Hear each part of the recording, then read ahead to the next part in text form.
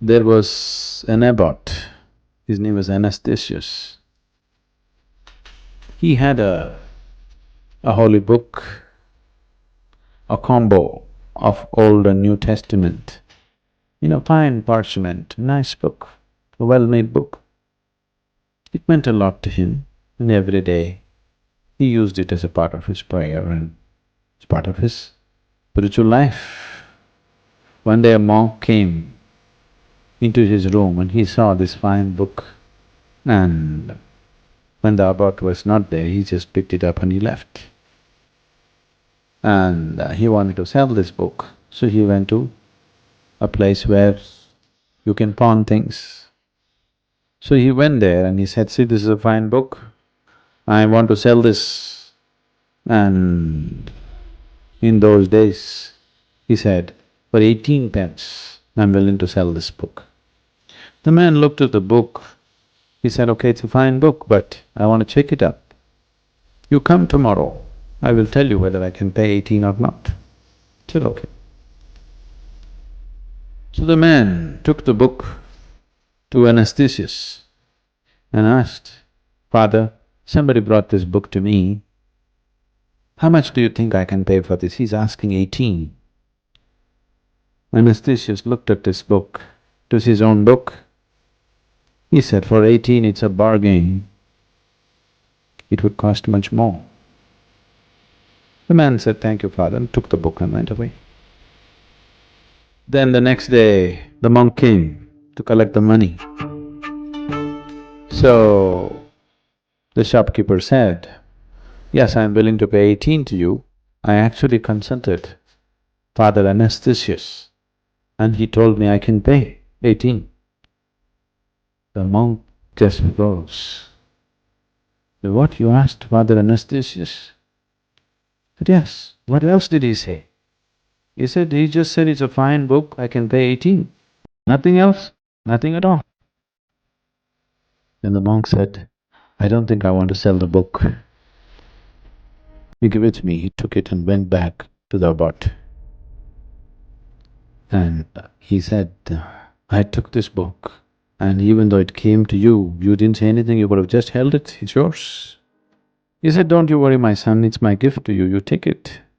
You take it and go. It looks like you need it more than me, I need it. And I can always get another copy, but it looks like for you it's very precious, you take it."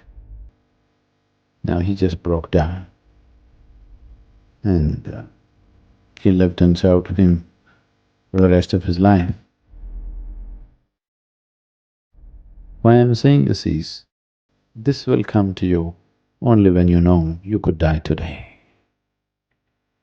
You could die today or you could die tomorrow, then you will not struggle and haggle with everything.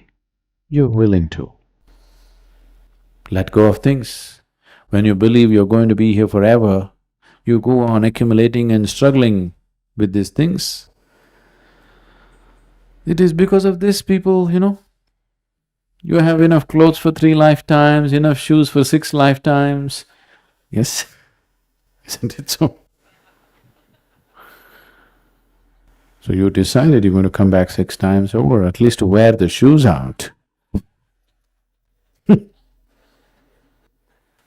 At least the shoes shouldn't go waste, isn't it?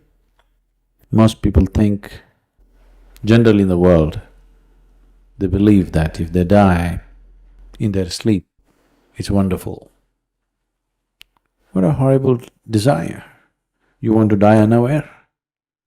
Because you're so scared, you think dying in sleep is better than dying awake. I want you to die fully awake.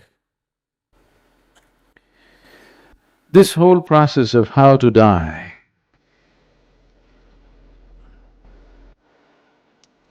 there is a whole art and a science behind it as to how to die. What are the conditions you must set up so that you die properly? In India this was maintained, this may be unthinkable for people. When a man has to die, he doesn't want to be among the relatives. He doesn't want to be among his children or wife or husband or anything. They will go to a strange place, which is considered auspicious or holy and they die there. People went all the way to Kashi just to die, you know this? People went all the way to Varanasi just to die, even today. Because it's very important that you die in awareness, not in emotion. The last moment of transition decides many things. It's very easy to untie the knots of everything that you've accumulated at that final moment. Meditation is like death, please see. If you really become meditative, it's almost death-like. Everything that you call as myself will die in meditation. Your personality, your accumulation, everything just falls apart. So in that moment, untying the bondages is easy, that's why meditation.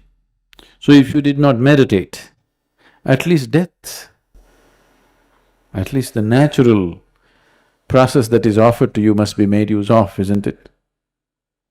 A person who meditates is consciously willing to die every moment of his life. That's why he goes into meditation, so that he's constantly aware of the mortal nature of his existence, so that he doesn't become egoistic and stupid.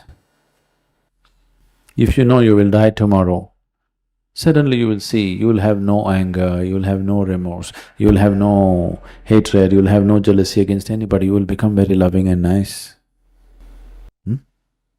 You will. And who told you will not die tomorrow? Who gave you a guarantee that you'll not die tomorrow? Yes? Did anybody give you a guarantee card that you will not die tomorrow? There is no guarantee, isn't it?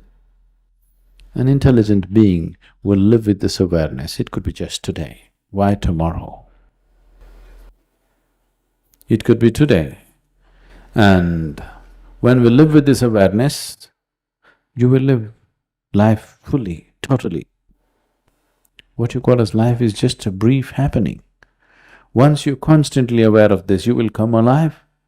When you live here thinking you're immortal and eternal, then you live a stupid life because you can always do it tomorrow, you know. When to do Shambhavi? Tomorrow.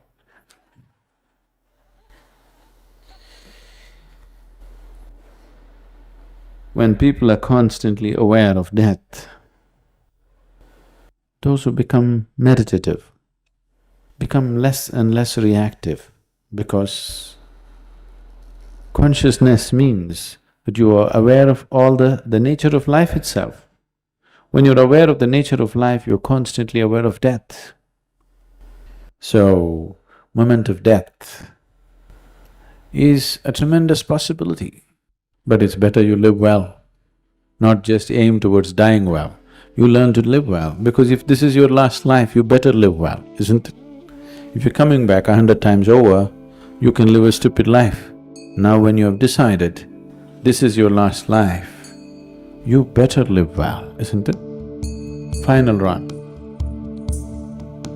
Last lap must be the best lap, isn't it?